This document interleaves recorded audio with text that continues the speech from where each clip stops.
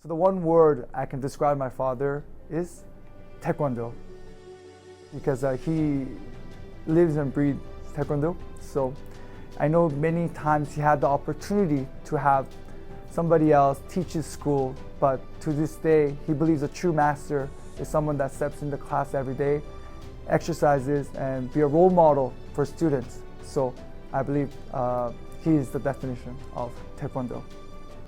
That master's son, he was the master, he was the father. He expected a lot, respect and discipline. He's my best friend at home and in Taekwondo school. He's not just teaching you Taekwondo, like the kicks and punches, but he does teach you a certain calm in your own life, confidence that you take with you outside of the gym. You bring that confidence with you in life. It teaches you to be calm. Really, my dad entrusted Grandmaster Son to raise me as a man in a lot of different ways, because I was here, 5, 6, 7 days a week sometimes. So really all of my life moments and milestones I could attribute to this place, these walls right here. Taekwondo is a Korean martial arts, and it's currently an Olympic sport. We believe we have the fastest kicks and then dynamics kicks as well. And it's good for all ages. For children, they're able to kind of learn their ABCs, which we call agility, balance, coordination. And there's a competition stream, there's a recreational stream, so it's all aspects. But most importantly, through Taekwondo, most people are able to kind of learn life skills and also get better health and physically as well.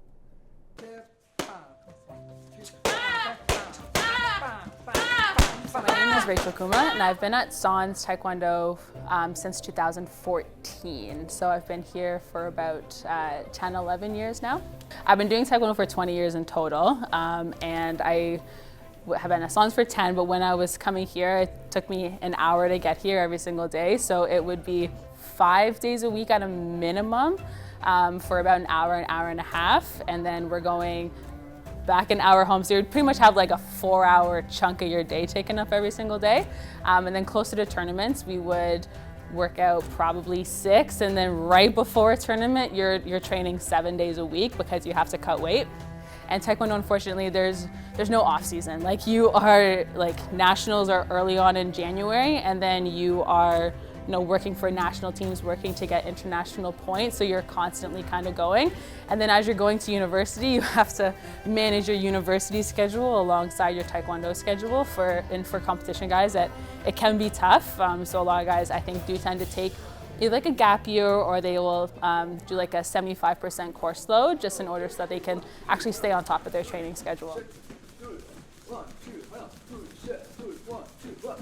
Watching Rachel compete, and when she came to the gym, was a huge inspiration to me. So that's when it ramped up a little bit more. Plus, you're in high school, your academic responsibilities are increasing.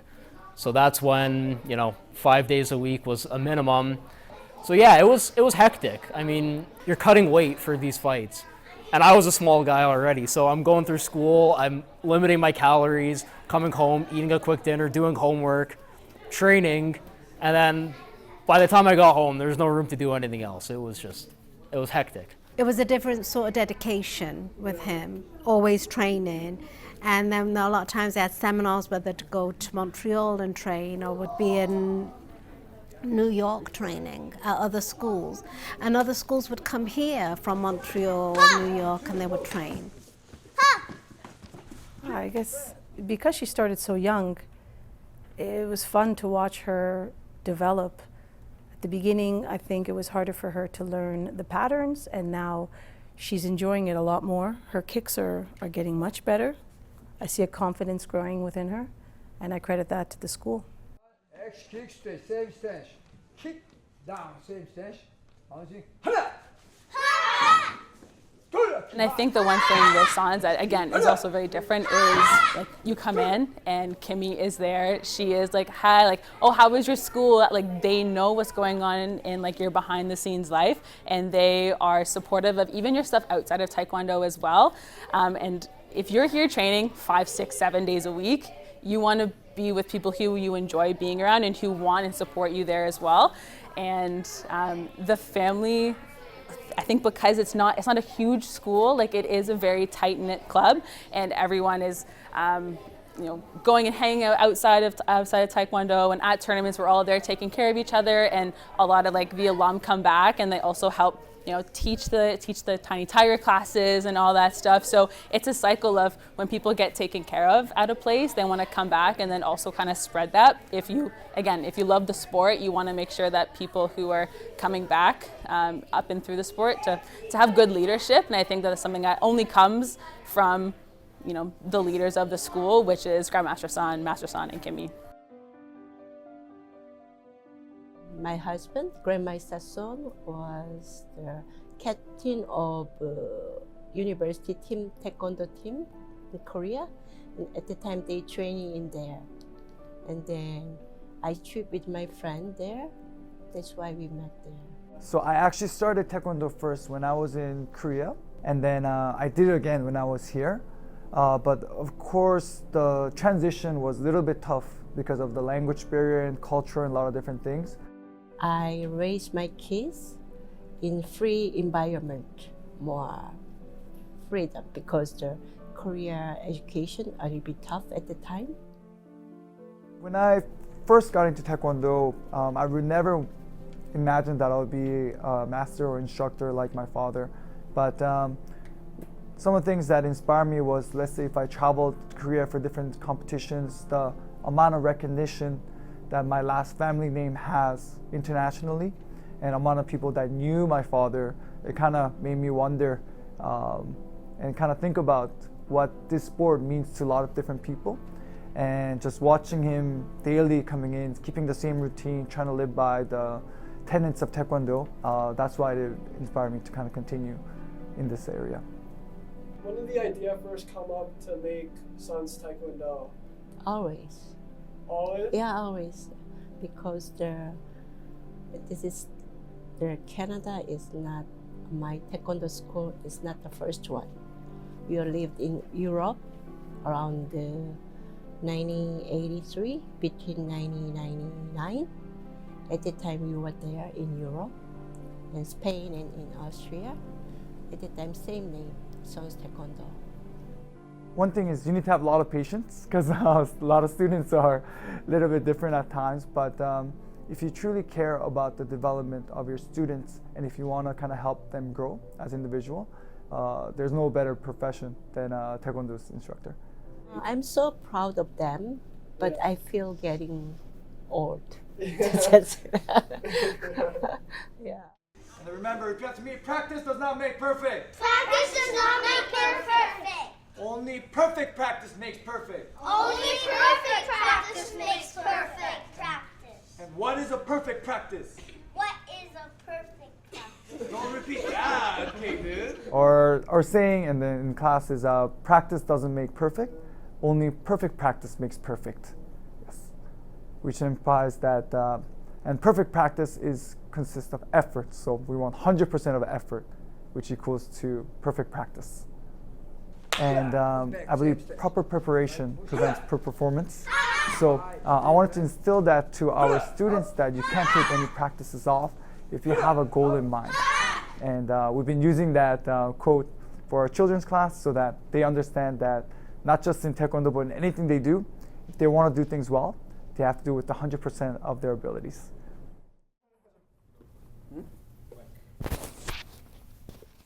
How do you think your teaching has kind of been to your students into being champions, not just in the ring, but in life? Yeah, I'm all students doing same. I'm also all same, my son or my daughter, same like this, all my students. Was all friendship together, all is good. Like we're very happy that I think it's delivered. So it shows by the students that we have, but I think that message that we're trying to send, and just that life skills wise, I think it's being perceived well, and hopefully we could kind of do our training well, so we can kind of continue this message. So everyone can exceed and be the best version of themselves, which we all want to be. To achieve a goal, you got to work at it, right? I mean, you know, you see an apple. To get that apple, you got to work at it. You got to prep the land and water and do. And I think that is the same in his everyday skills. You got to put the work in order to achieve anything, right? He's molded my life in so many ways, inside the gym and outside of the gym. Every aspect of my life, I can apply his teachings to, and you know, I can draw some form of knowledge from him. My Grandmaster Son teaches you calm and confidence, and I find that through his teachings, in my everyday life, I am more secure of myself and calmer in my decision making.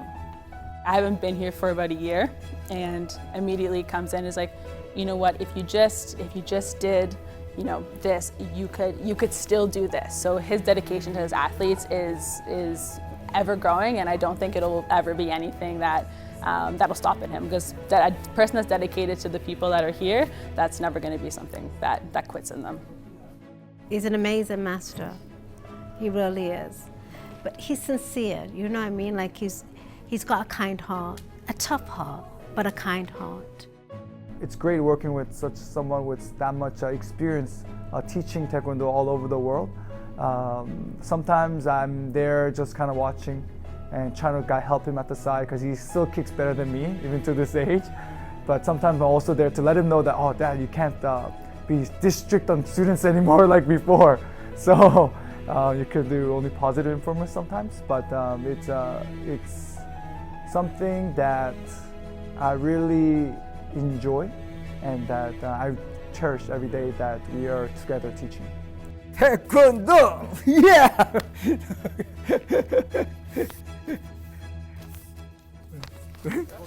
Okay.